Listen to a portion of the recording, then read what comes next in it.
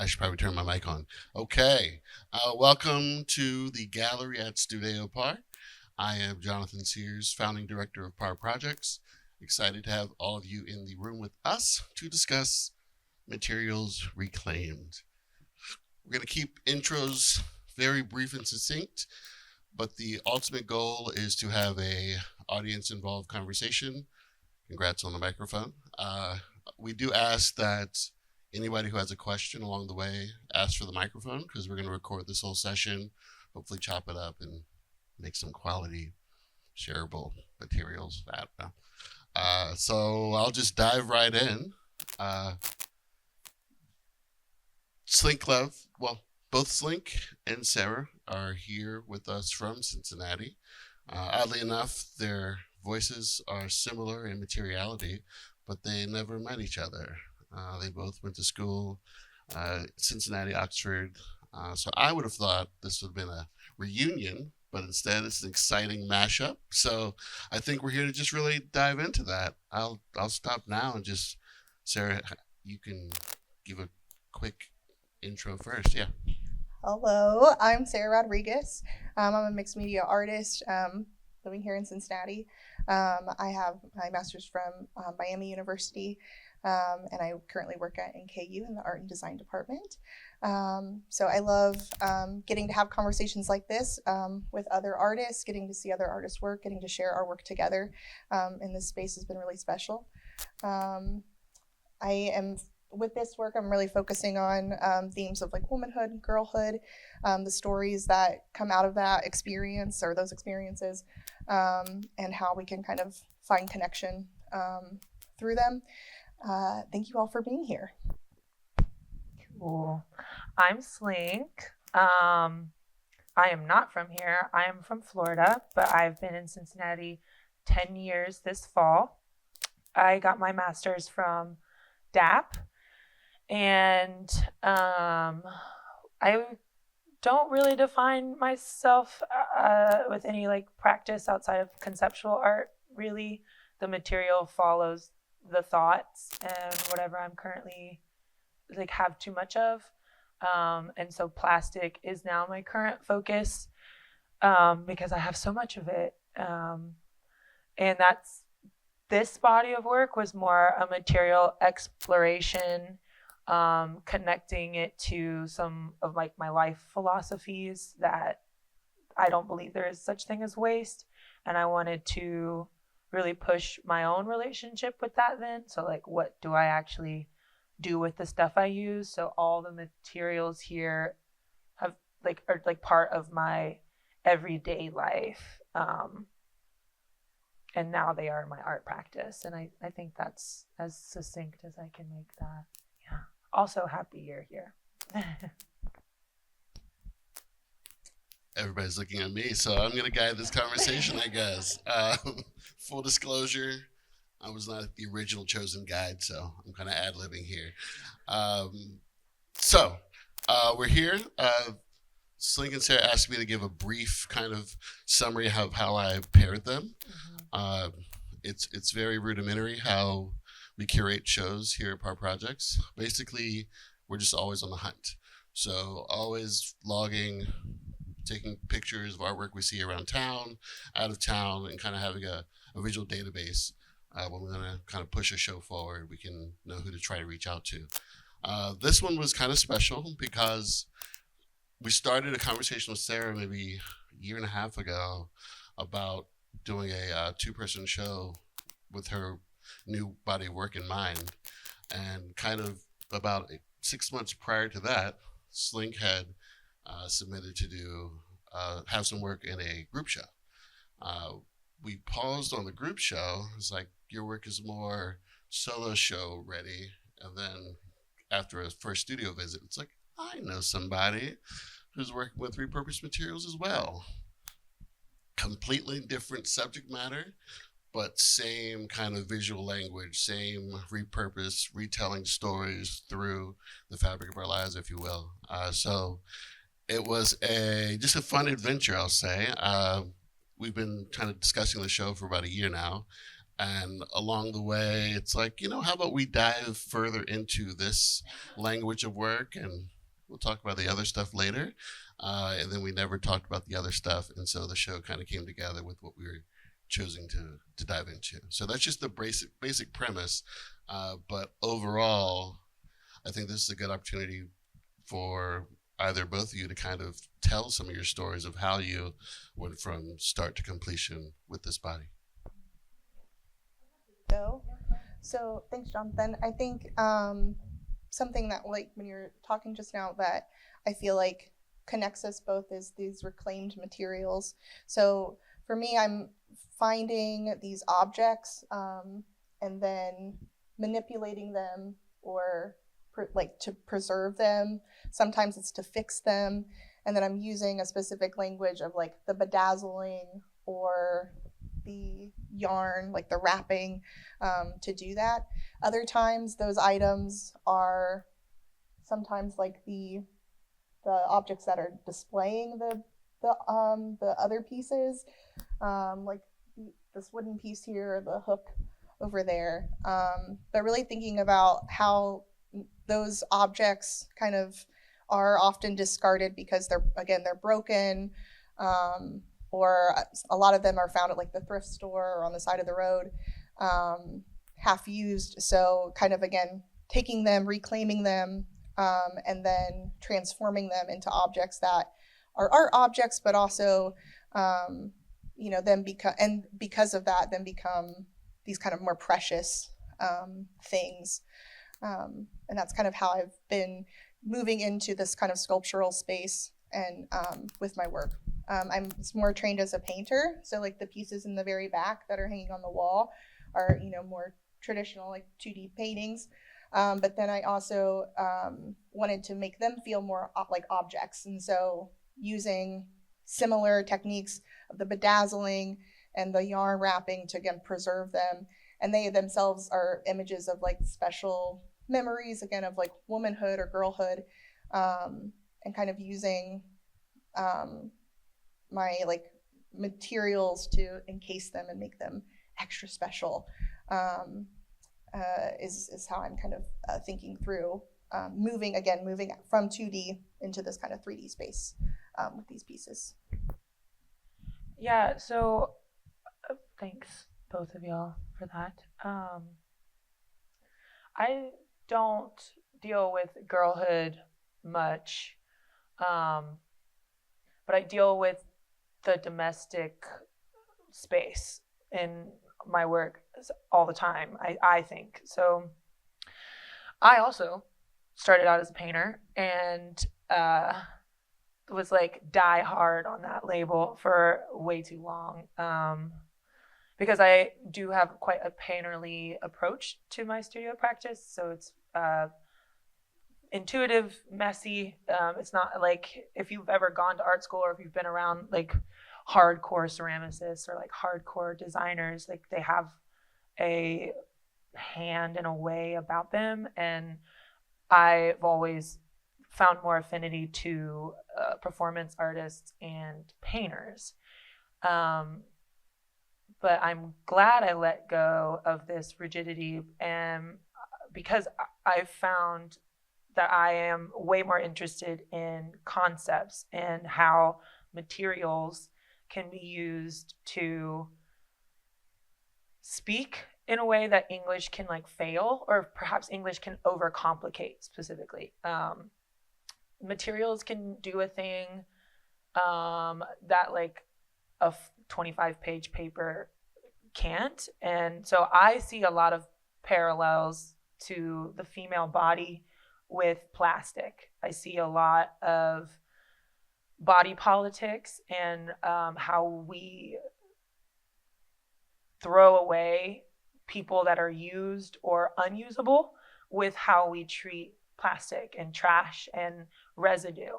And so for me, it became really interesting to think about impact like just longer than like what is immediately satisfying me, and like just decentering my experience from my own life as a way of like personally doing my own uncolonization process in myself. So my work is very much part of like my re-brainwashing, decoding.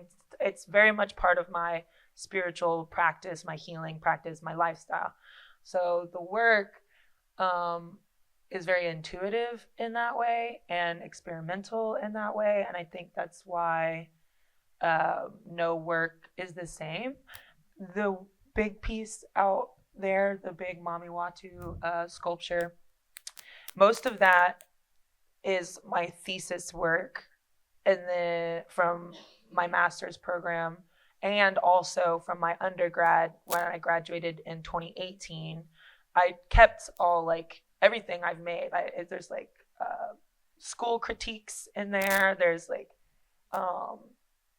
my grandmother's obituary. There's just like 4 pairs of glasses that I've had in my journey that are broken beyond repair.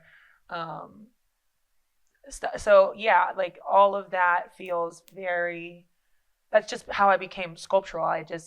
My paintings have always been very textured and relied on what materials I had at hand. And before, I think I played a lot into like the broke artist archetype, especially when I was like 18, which is when that sketchbook is from.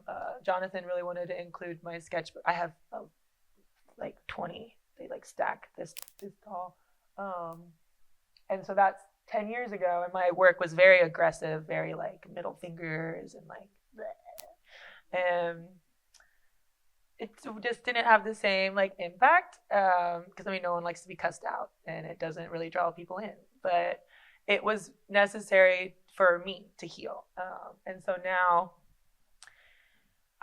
it's interesting to see for me all of this like stuff that has built. It just feels like a hairball in a way, or like an archive as well, because where she, I think, preserves and elevates through bedazzling, and I think also elevation, like everything is on a pedestal, which is good, to raise up everyday objects. I think I do that, but in a different way. Like I just make it big, and I make it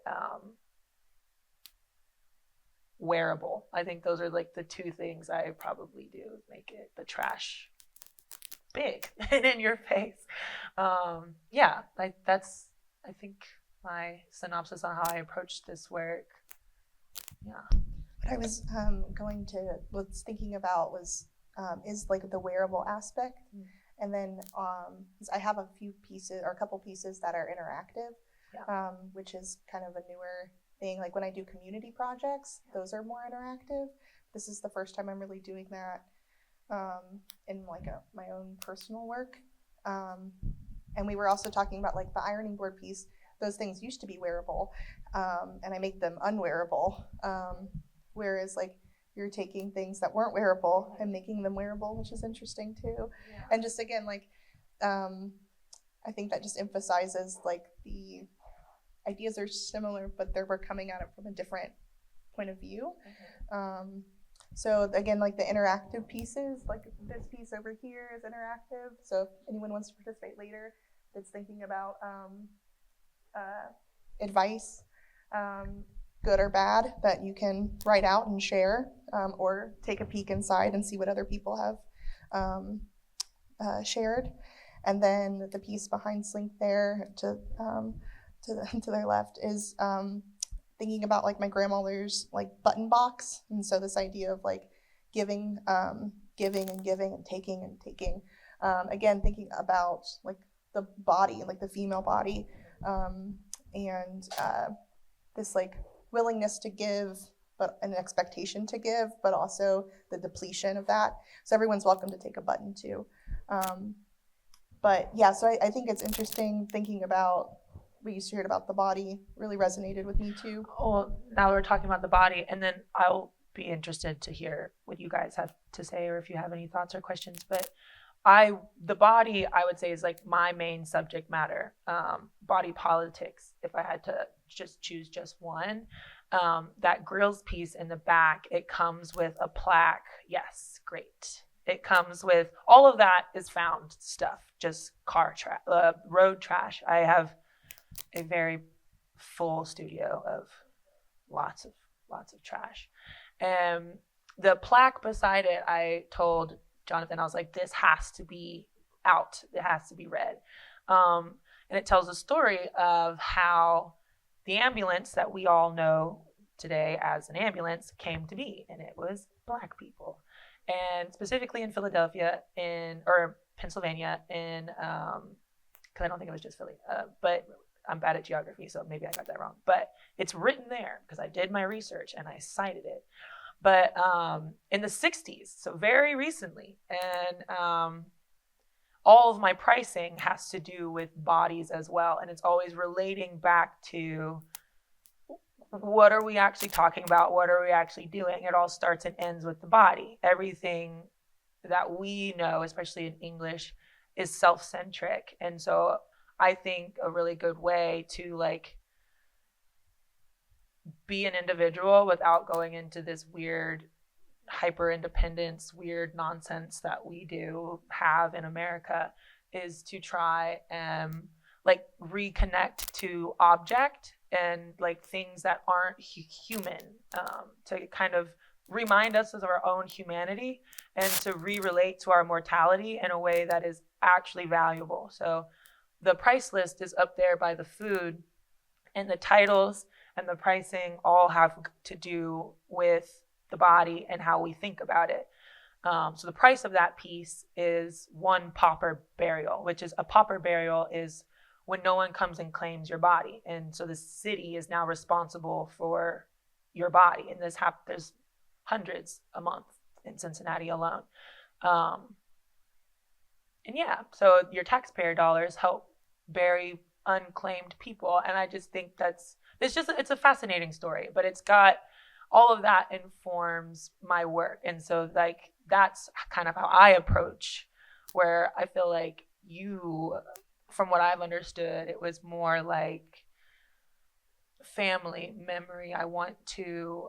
This is a precious thing to me, where I feel like I get overwhelmed by these larger global systemic structures. And I'm like, how do I make this something I can touch? How can I affect? How can I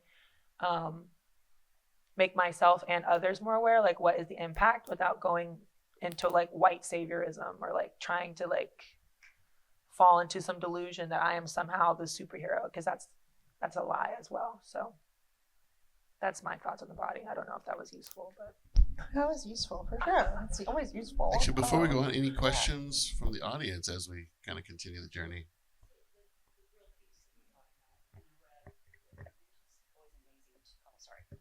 It's always amazing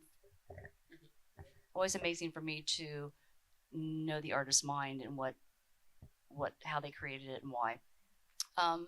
The pieces that you have installed on the grill, can you just tell me a little bit about those materials? Like you said, did you just like find them on the road? Or? Yeah, like so I call it grills. Like, so I had a vision one day. So grills is like, you put it in your, like the teeth, right? Very black. And I had a vision one day of making one out of car bumper. And I literally that same day was walking to my studio and there was this grill. And I was like, yes, this is affirmation. Like, this is the answer. And I just dragged it to my studio. And over the span of, because that was like late summer last year, I've just kept finding more car parts. And like there's I think a little girl I live in Price Hill, so a little girl around the corner of me, she had like her playhouse outside and it got hit by a car. And so there were all these like, that's where the pink and purple bits came from.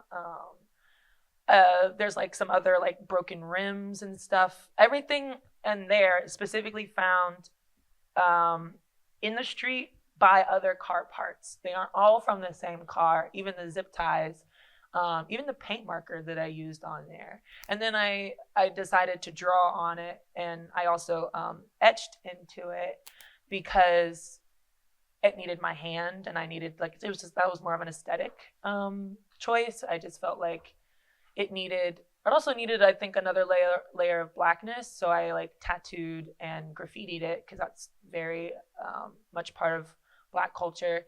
And then I happened upon the documentary about the ambulance in the same like time zone, and then I found out like that was very Black, and so it just felt very aligned and like effortless in a way, like of it just coming together. But that piece, it took me, I mean, Jonathan, when you saw it, it was nothing. And then, so like a good 6 months to be, or maybe at least 4. I'm bad with time, but I think 4 sounds right. I've been watching it grow for at least 4 months. Okay, yeah, because I think 4 makes, yeah. So those are all the materials on there. Can't remember if I left it. Oh, it does glow in the dark low key because there's some glow in the dark glitter that I had to use to like stick it. Yeah, I just use whatever is like available, and a lot of times that's construction materials. My studio is in the reuse hub, and I've been there for almost 4 years now. So I just have like an absorbent amount, or that's not even the right word. I have a lot of, that's the word. I have a lot of various materials and like strange glues, and one of them is a glow in the dark glitter glue, and I had to use it on that. So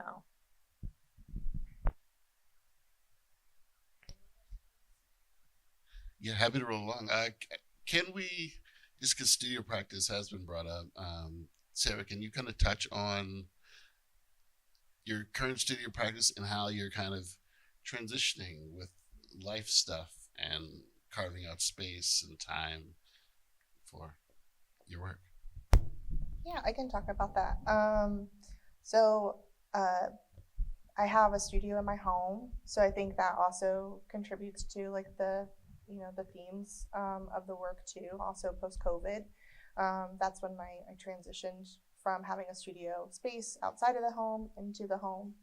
And then I also, during that time, as probably a lot of us, where it was like I was learning how to sew and I was learning how to do all kinds of other stuff that I just never had time to do. And so, as I was working through the last few years or I guess now several, kind of building up different kinds of skills, more in craft, and thinking about how I can interpret that and mix that into my art practice. The home has been like a big part of it.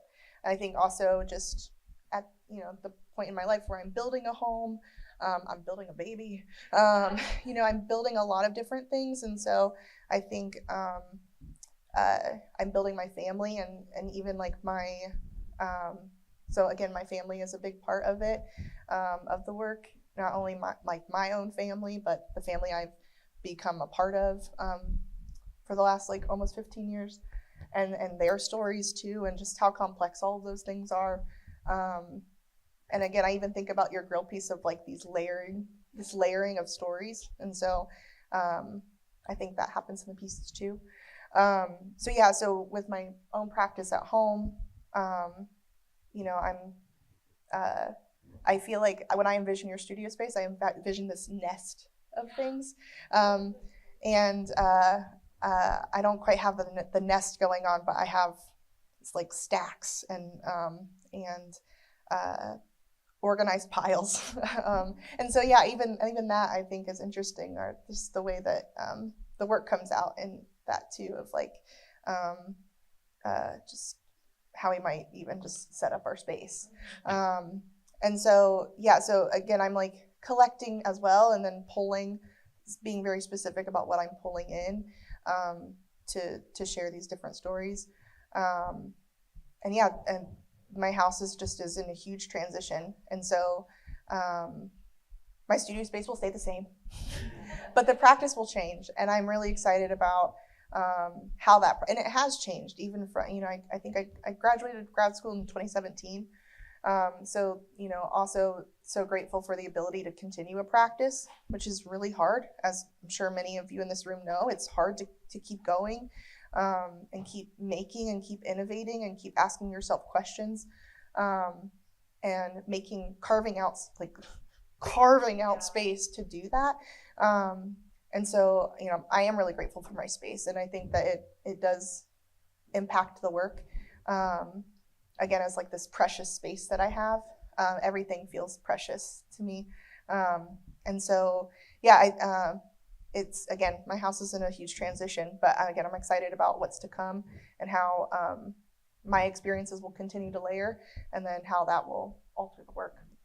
Before you dive into SLiNK, I just want to compliment both of you for having dedicated space. So where Sarah has a home studio, it's not like a bedroom that just is going to be the studio. You kind of walk down, not to overshare, but like in her basement area, and it's almost like walking into a gallery space. There's white walls, there's collections of things on tables, there's different areas that are like the active zones and the resting zones, and it's like, oh, this is a legit home studio. And so I think that, at least for me, curating the show, it helped open up the conversation, because I could peek and pry and like, what's under this little corner here, and then on the other side of the room, SLiNK studio is like going into a 40,000 square foot warehouse, and like through tunnels and stairs, and then it's like, and here's my zone, and then there's everything. There's no hiding behind everything. There's no need to ask, like, can I lift this, because everything is just available. So can you kind of speak about the availability and how that kind of informs your work? Yeah, so I think where Sarah is very much about preservation, I'm more an archivist, and I don't, not necessarily in like the classic way, because archivists have to be very like precious and methodical, like hence the gloves for like opening the sketchbook or whatever. But if you were to go into my studio, my sketchbooks are strewn everywhere. I mean, I know where things are for the most part, but I mean, people will like knock something over and they'll be like, oh my God, I'm so sorry. And I'm like, it's fine. It'll be part of its life journey. Like, it's so cool. Anytime trying to get this piece of the Mami Watu in here, Jonathan, I almost gave him a heart attack because a few things like snapped off because it's huge and it was complicated to get into the truck. And I was like, this is fine. Like, it'll all just be good. And, I think that the availability, again, to me, it goes back to bodies, like, in how we treat them and the preciousness, but also the like, take, mine, like, I'm gonna eat you until you're gone, like capitalism of it all. But then also like the Zen of non-attachment is very useful for my practice, and it's how I've become so experimental and also willing to try. Because I take a lot of comfort in the fact that nothing ever disappears, even if it becomes like microscopic.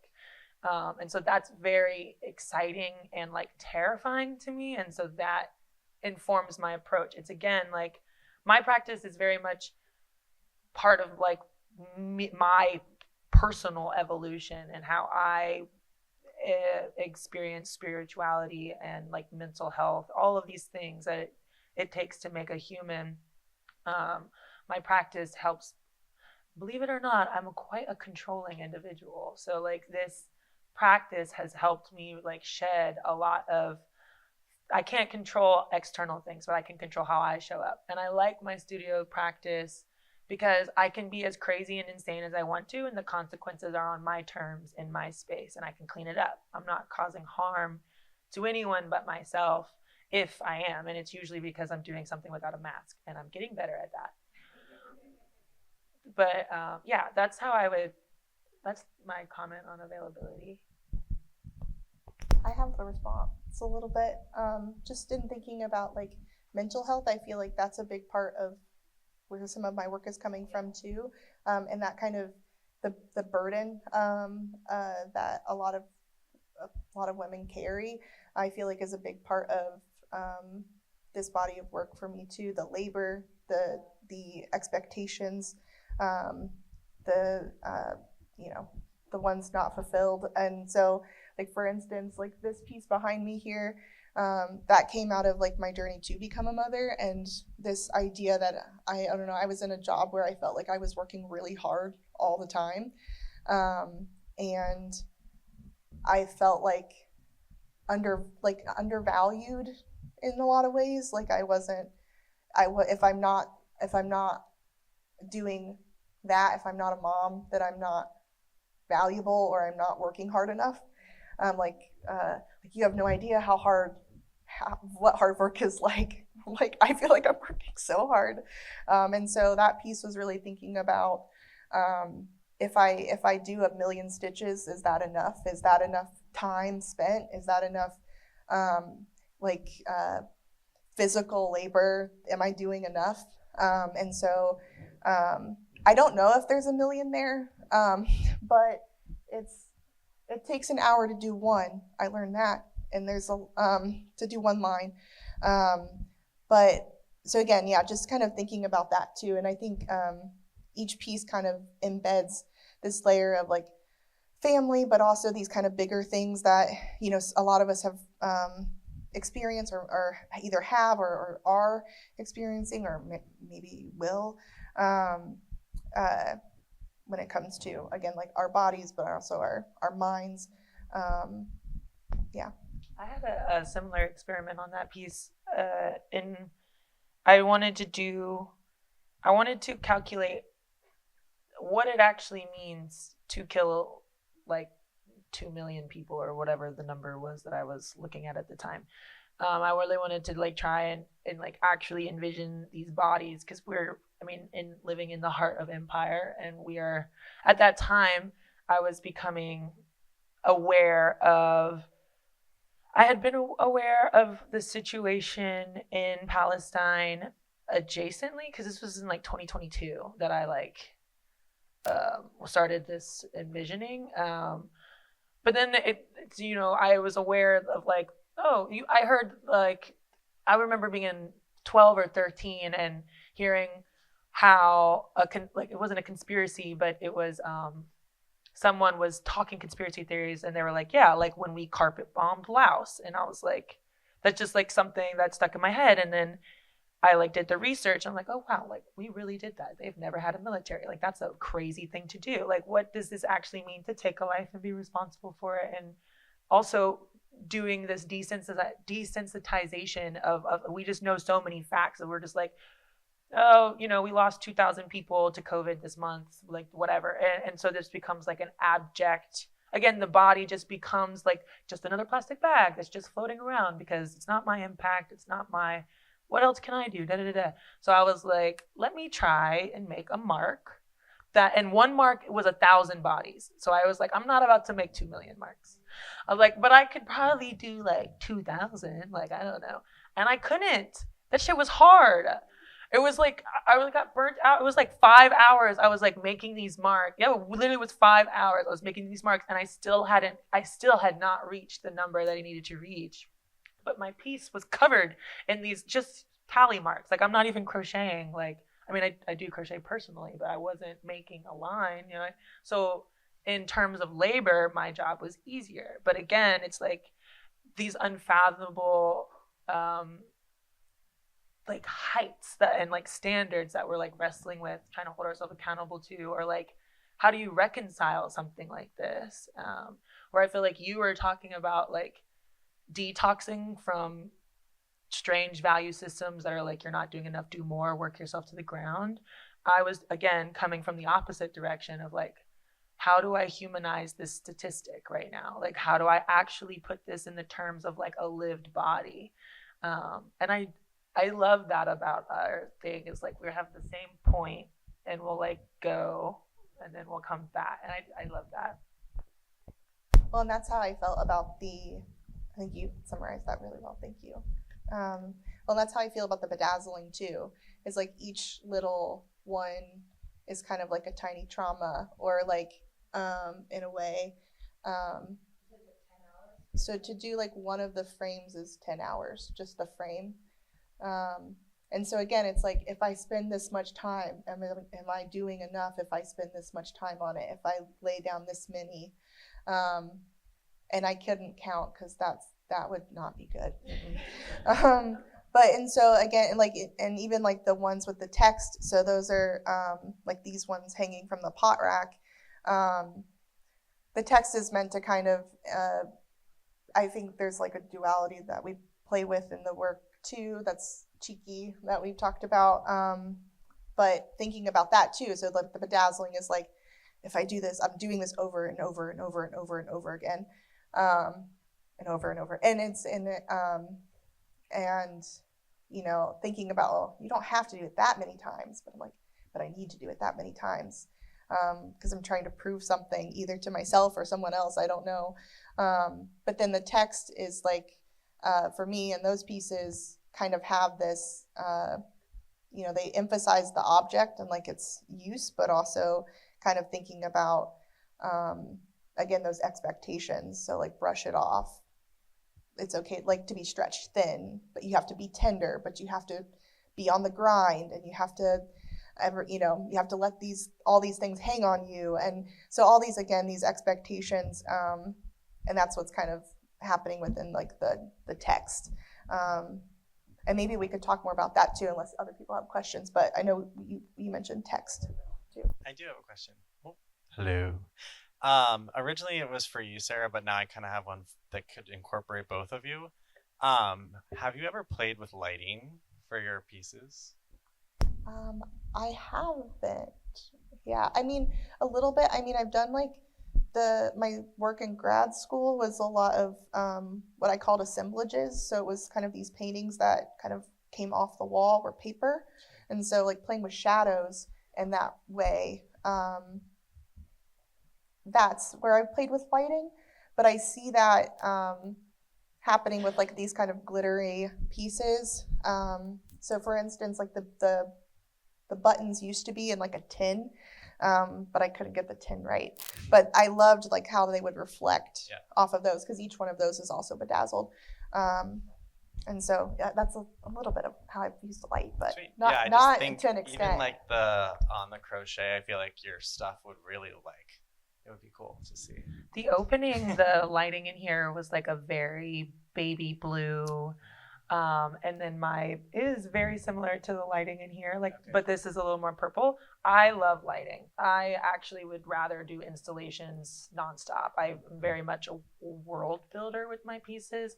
I love shadow play. I think it's like so sexy, honestly. But here, obviously, it's lit so that we can like see and read and like see each other. But I think Jonathan did a really good job with the lighting of the opening. I think so. I think it looked great. Yeah, I'll speak on that just really briefly. So the lights are all the way up here. For the opening, they were down slightly, like nothing color changing. But I noticed wind lighting, because we always make sure to have at least one night before so we can really play. Specifically with the challenging pieces were SLiNK's skyline dress, which always wanted to be blown out, and figuring out how to correctly, air quote correctly, light the bedazzled pieces, because they don't work well with just one light. So we had to do kind of like down light and cross light, so they really like bling, if you will, and dance with the movement. So that was a learning experience for me, at least, because we never lit diamonds before, you know. Yeah. So it's like, how do you keep the viewers engaged? How do you know, there was some shadow play specifically like with this hanging piece. It's like, how do we create a shadow that's kind of in line with the rest of the work to give it some dimension? But just overall, this was a fun one and a challenging one, because the space has to remain able to navigate, but the pieces have to be highlighted as well. So.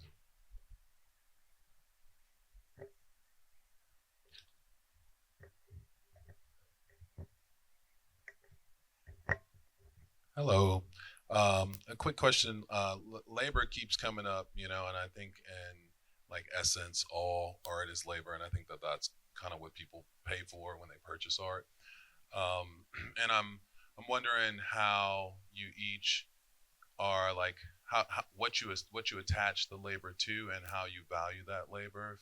For example, like I saw some monks in the recent past take a week to make this beautifully intricate mandala out of sand, and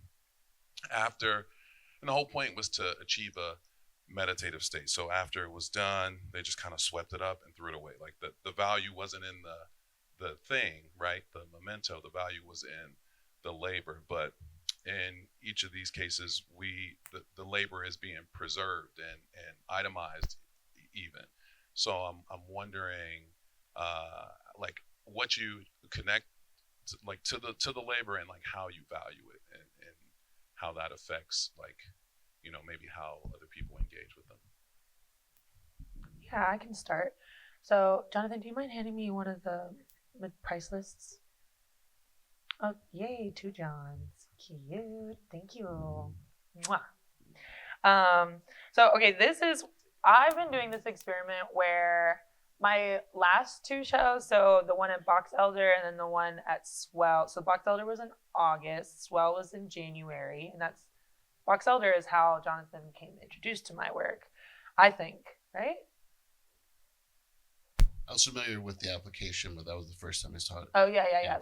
You're right. The group show. Okay, so in those 2 shows, I did not have a monetary value. It was all, so like one of these, like the SLiNK gowns is priced as 43 ways to go with no tip. And then, but that can be related to a numerical value. We did this because PAR needs money as well. And then part of our contract is they take 30%. So it's like something has to be related to numerical value. Because as much as I want for us to think differently about what value means and what support means and what money actually goes to and what affordability means too, I also have to be real that we live in a world where money still exists. So like just playing with this dichotomy, I think is maybe the right word for that. But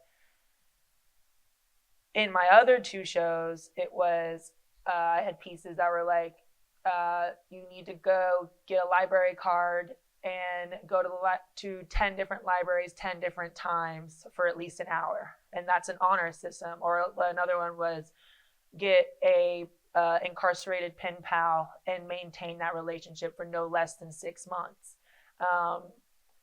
And again, these are things like, how do you prove that? You know, it was very funny. I had collectors who were like, I can't afford that. Like, I wish this was just money. And I was like, that's funny. And then I heard some other people that were like, this is the most affordable show of my life.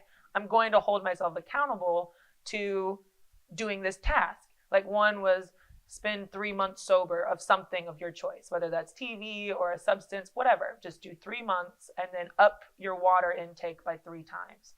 So that's how I've been playing with value and how I've been relating it, because I'm going to make work regardless, because that's, again, part of my spiritual and mental health.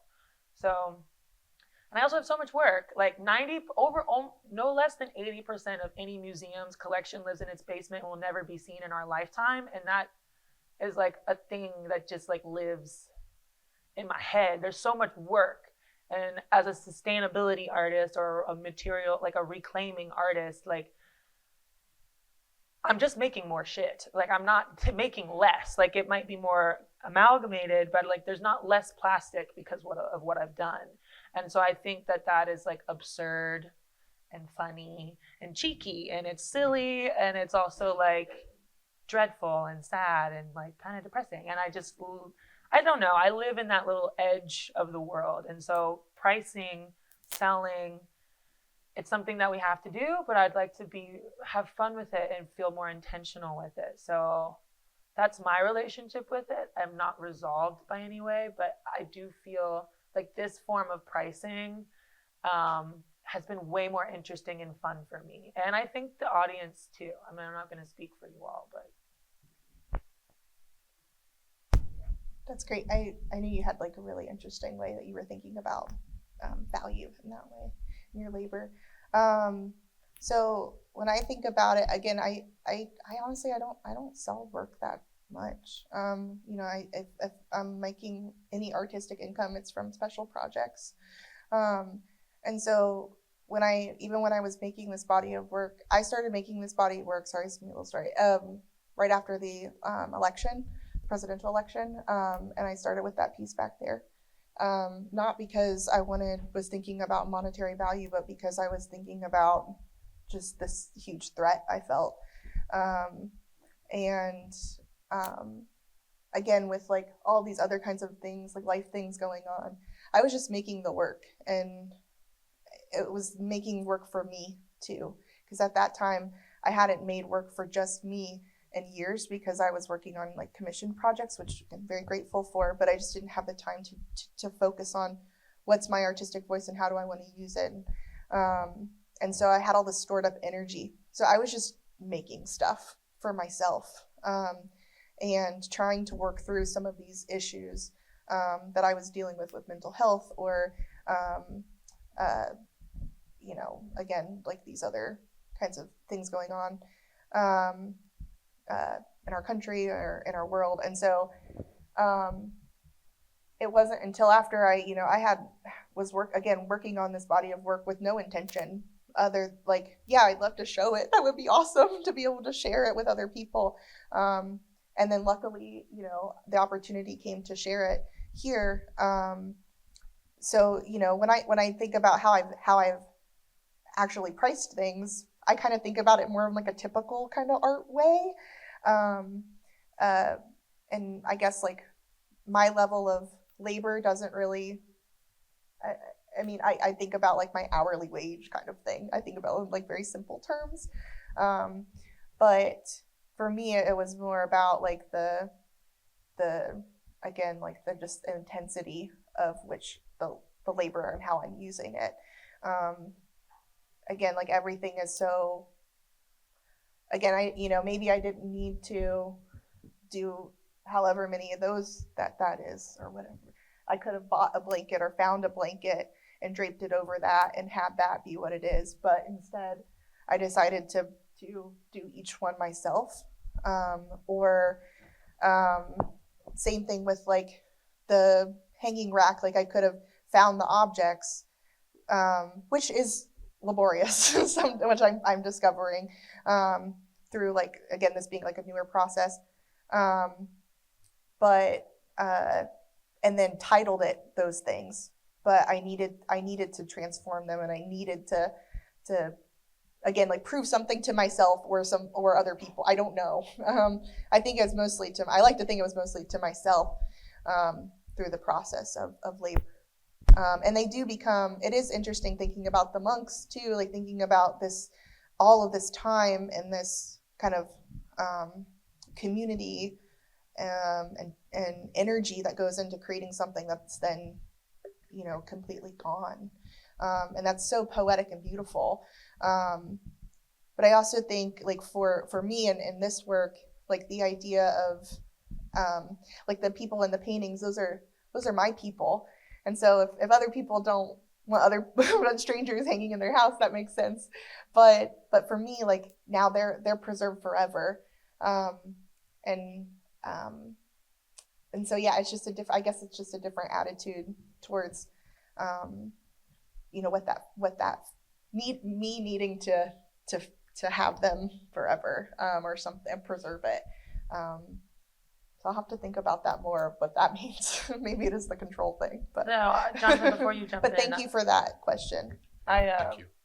You said the finding materials is laborious, and you're right, it is. I'm not going to ever take that away, but also I became very attracted to finding materials because it's less work for me. Like, I do a lot of mental labor, I feel like, in my process. If we're talking labor, which we are, I feel like you're bedazzling. I will not ever do it. I do not like it. But I do appreciate it, and I'm attracted to it, and I'm attracted to beaded and bedazzled things. So I will pay what is necessary because I very much respect the labor that goes into it. But I am attracted to the ready-made or the found object or even like plastics because it's not cheating. I did feel like a guilt in me like for cheating but I also think it was detoxing this whole like womanly expectation of, are you doing enough? Like, do you deserve this? And I would by no means say that this work consumed my mind and still does for months. And so like, in that I needed some sort of like ease to like in the material itself, to not like spend 12 hours in a ceramic studio like crafting each thing or whatever. But because I mean, paper making, I've made all the paper, is that you see, it's a simple process. It's time consuming, but it's a simple process. Like it's not the same as like dealing with porcelain or something, which is a very complicated, tedious process.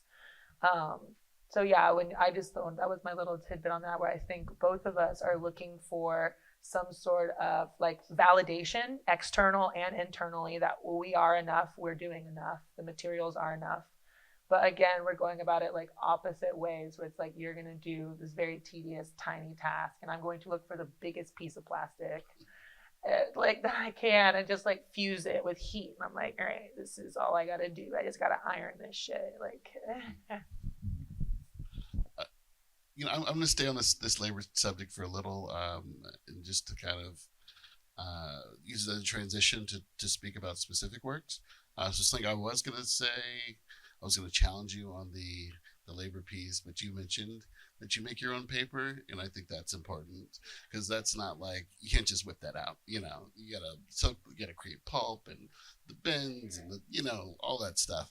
But I would like to just ask you to highlight what I won't say the most labor intensive piece in here, but the most surprising piece for me, at least, which is the chain there. And so I want you to kind of talk through the zen of all of that, but then use that as a transition to speak about the work that's right behind it.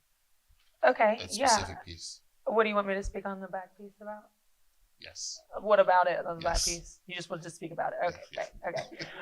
Okay, so the necklace that is on Skyline Shoddy over there, napkins and paper towels, and it's then twisted very tight and then wrapped with like a shibari-esque, in a shibari style, which is just a bunch of series of ties, not necessarily knots, of thread that goes all the way around it. You're more than welcome to get up close and like even touch it, like that's fine.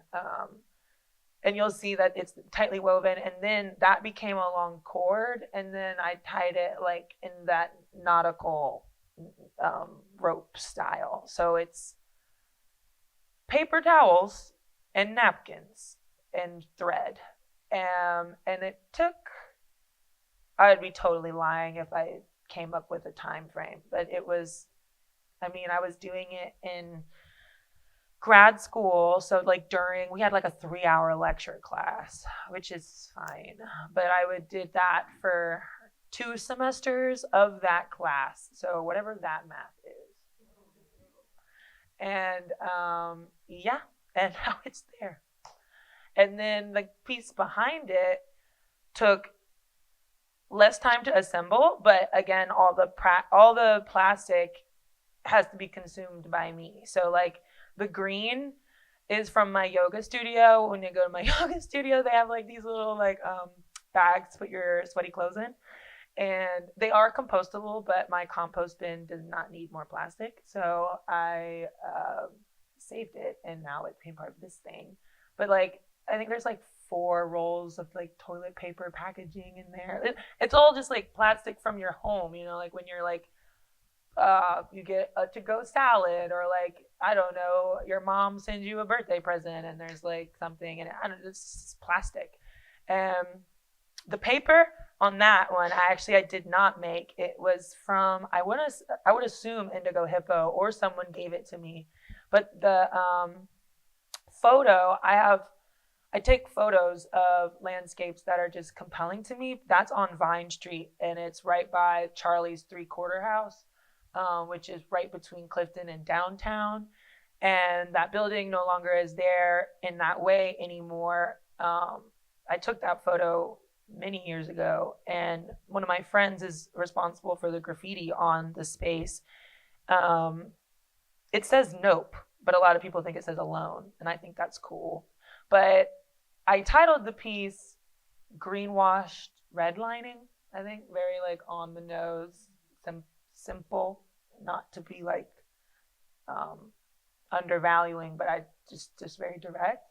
And that piece came together with like very, I'm gonna say little effort, but not because it's not not because I don't value it, but it did not take 2 semesters, 3-hour classes, whatever of labor to put that together. Arguably, it took more money because I had to buy all of the things, but I don't know. I think that piece back there, I don't know what to say about it other than it was an experiment that satisfied me simply. Like I just saw it, I put it there, and I was like, I like the way this looks. And I left it like that. Whereas the paper towel experiment didn't have any intentions. It was very much like a mindless weaving, kind of a connection to like traditional handicrafts. But I don't have any like straw to weave or like native grass or whatever. I had a fuck ton of to-go paper towels. So that's, I don't know. They both seem like mindless to me in that way. But I don't know if that answered your question. Yeah, that was exactly what I was Okay. looking for. Yeah. Like, I don't know. I could ramble about my work forever. Question. Give the mic. I just have one more, and someone needs to take this mic from me. Now I'm really interested to hear like your definition of like art supply, right? Because My definition? Well, both of you, because art Everything. supplies are something you go to a store and traditionally buy, and then the thing that you carry it out in, the box or the plastic, is kind of discarded, right? It has this one life, one use lifespan. So what you guys are doing here is like prolonging that lifespan, and I'm just interested in how you relate to like that phrasing, like art supply. No. Thank you. A couple of things come to mind when you asked your question. One is that a lot of the bedazzled things came out of Joann's, RIP. I feel like for me, it's there was obviously a surplus. It was a lot on clearance, and I went there and got a lot of the bedazzled things from there. But Joann's is also like, that's where me and my aunt would go every like Sunday or Saturday and get craft stuff when I was a kid, because she was a big crafter. And she still supplies a lot of my craft things. And so it's like, again, this like place that's like was special too in a weird way. So the Joann's thing was like really stuck out to me. And then the other thing about art supplies, and then also something that you made me think of too, is a lot of these things are like DIY. So like even like the eggs in the basket here, I was like, I want to make porcelain eggs. I don't know how to do that. And I was like picking my students' brains about like how do you do a mold? I've never done that. I'm not a ceramic artist. And then I was like, that's dumb. I'm going to spend so many hours in the studio that I don't have, and I could be bedazzling more things. So then I got like air dry clay and made them out of air dry clay, because that's familiar to me. That's what I know how to use. And so I think same thing with like crochet. Like that's something that my grandma taught me when I was a kid, how to do like a line. And I did get a lot of the yarn at Indigo Hippo too. We love Indigo Hippo up here. But so I think when I think about art supplies, I think about these things that can be really accessible for a lot of people, or that we've played with before, maybe as children or as adults. But then again, using our artistic voices to kind of uplift those materials into something that, again, I feel like is special or important or something, even though they're kind of these sometimes like elementary materials. And that's all I can think of right now about. But when you say art supplies, I think of a craft store. I think of going to the craft store. Yeah, I think there's something about like lowbrow materials. My entry was my portfolio when I applied to art school in undergrad was only Crayola, because that's the only materials I had ever used, and that's the only art supply I had ever had. I grew up half homeless for half my life, and then the other half was in sharing a bed with my mom in a 2-bedroom trailer. So, and then we had like a little loft my last year of high school, and I still shared a room with her. And so I just grew up being incredibly savvy, I guess is how you say it, just because we were just so poor. I also thought everybody lived out of their car for a very long time. And so but I've made art since before I could walk. So all of my art had always been like ballpoint pens, or like I have pictures of like collages that I made in middle school and high school that are made from like broken glass and like bits of like barrettes and stuff that I would just find on the street, or of my own stuff. And so I've always made in this way. This has always been my material language. So again, very comforting, very familiar. I'm aware of this. When I got to art school, my colleagues, my first year of school, I went to CCAD, which is Columbus College of Art and Design. Incredibly pretentious. It's like almost $60,000 to go there for 1 year. And everybody in my classmates was like, they'd been oil painting. Some of them had been like glass blowing since like elementary school. They all had iPads. I had never even seen one. I was like, what is that? Prismacolors changed my life. So like then when I could afford going to art supply school or art supply stores, I felt very overwhelmed, and I was just I would forget why I was there and just become like enthralled with all these new materials and like things I'd never seen. So then I just became very drawn to experimenting. And I think, again, I've always thought of the world as my source material. So I think I'm less inclined to go to an organized, shelved space because it's distracting. And it also feels like sterile, and I forget my points. And I love Indigo Hippo because it feels more like my mom's car, and I'm like finding stuff under the seat.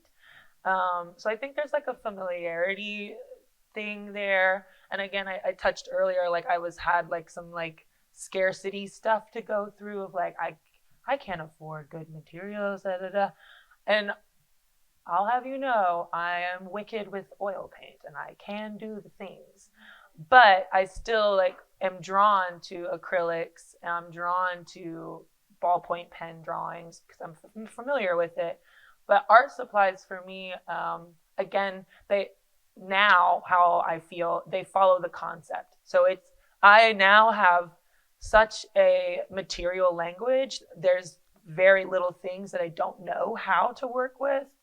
And if I don't know how to use it, I will absolutely learn. And by the end of the day, I will be a novice in some kind of way, at least. So I feel like for me now, it's whatever my thought concept calls for. And then like the grills is a prime example of that. I just like woke up with the vision, and then the materials presented itself. Whereas this fish became because I just had so much single-use plastic in my house. I was like, I keep all my plastic when I use it in my kitchen. I have this bag that sits on a chair, and then once that bag is full, I take it to my studio. So it's like an ongoing like chain. And then like the shelf that in my studio that is for my home bags became full, and I was like, it's time to address this plastic. And so then that's how that became. Same with making paper. I just had so many fibers, and it was just an experiment. So that's now this art supply follows whatever is eating at my brain right then and there.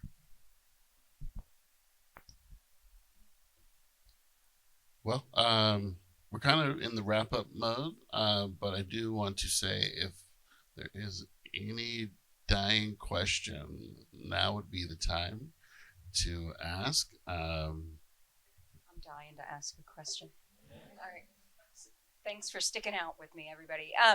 But I think we brought it up in brief before, and I am a compulsive reader, so I've read Skyline 1,000 times sitting behind you, and even on your fashion, there's text and there's layering of materiality with words hidden inside. Could you speak about the meaning or the meaning that is contributed by the text, and how loud or soft you wanted that to play in the content. Yeah, so this is something we were talking about before. This, I would say, is of all of my shows, the softest text has ever been, in the sense that I have not added any. I used to be like heavily text because my brain is also, I'm like chronically reading and like running narratives in my head, which is why art is such a necessary like meditative process to me, like soothe my narrative brain. I was very much I was almost my own audience with these like pieces. So the skyline dresses were part of a project that was commissioned of me called Crown the Queen City in 2024. A friend of mine, Kyle, he did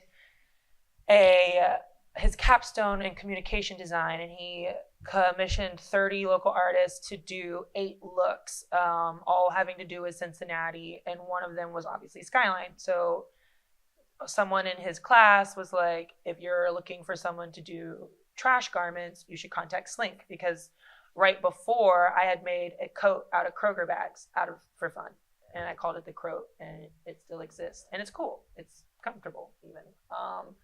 And so that started my material exploration of like, how can I wear this plastic? But it all that stemmed from my mom telling me I would look good in it in a plastic bag, and so that was something I was like, I wanted to try. And then the gowns became part of that project, and then I told Jonathan when he was coming to my studio visit, he was like, what works do you have? I was like, oh yeah. He was like, where are these Skyline bags or where are these dresses? Because they were online. And I was like, oh, I have them. And he was like, they have to be in the show. And I was like, okay, because they hadn't been in a gallery before. They were just in the publication for that communication design. So those ones were very specific for that. Whereas this piece, I was very much in the audience of like, I wonder how this is going to translate. I don't know. My initial thought before it became a fish, I showed Jonathan, it was like maybe half its size. I was like, I'm going to draw on it and it's going to be even more crazy. And I'm really glad I didn't. Because I feel like it would have become illegible, which is something that has been like a critique of myself in the past. I love critiques, but some people in the past were like, if I can't read your work, why are the letters there at all? And I was always like, I don't know how to rationalize that. So let me just see what happens if I don't draw on it. Like, what does it do? Because I can always draw on it again. So I'm more interested in how it's affecting you. Because right now, I was just telling Sarah before we started this, like, I'm still very much like, I made that, like I've never done anything like that. I've never made an animal thing. I've never not drawn on a thing. I don't know. So that is still a piece that I am like making sense of myself, because everything else has its own text, like everything else does. And like, these are very narrative, like they're very much like, this is the title of the thing. The sketchbook is full of words. Even that back piece has text on it from the graffiti.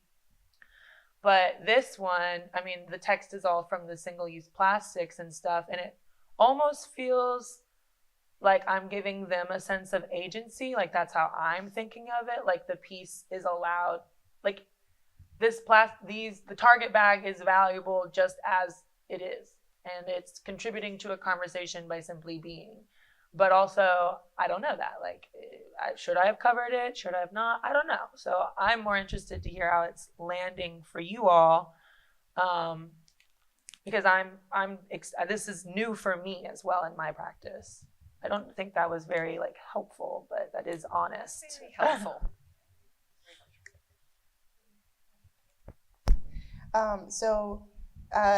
This is the first time I've used text in my work, unless it's been like more experimental, like drawings that no one will ever see because they're deep in my flat files. But like I mentioned before, having time where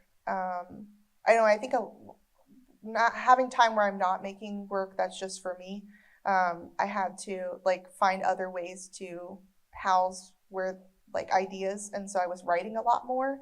And writing has been something that I've always been really intimidated by, writing and speaking. I just feel like I wasn't ever really good at it, and something I've been trying to practice and get better at. And so I think spending those couple of years where I couldn't be doing my own work, but I could have time. I did have time to write and jot down ideas, and I think that kind of led to the text kind of coming out. And then also thinking about again, that kind of not having the confidence to verbalize or write about my work. I was always like, a kind of typical maybe art student where like, I don't want to write about it. I want you just to look at it. And that kind of being intimidated by that, I think I always, and even just in general, have kind of like a more passive voice. And I think that with this body of work, for the first time, it felt like I finally wasn't having that passive voice anymore. And I felt like I could be loud with my ideas and be loud with my thoughts, though maybe it's not loud to some people, but to me it is, and it's bold. And so I think I've been really excited about the text pieces, and again, where that has the ability to go, and also thinking about them more again in like this kind of more poetic sort of use of them too.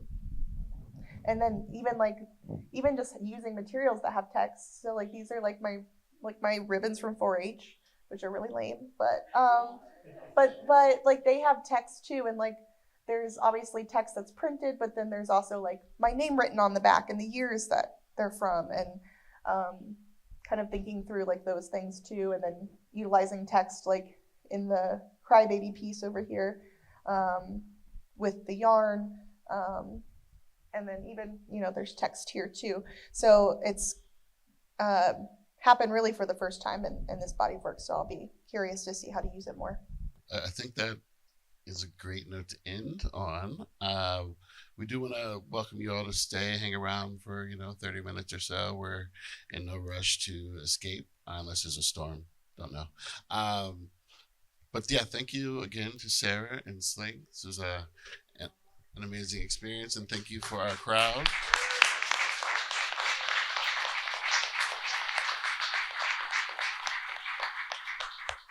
And just final thought on your way out, I do want to encourage you all to participate in the interactive stuff. We've been granted permission to touch things back there. So yeah, thank you again.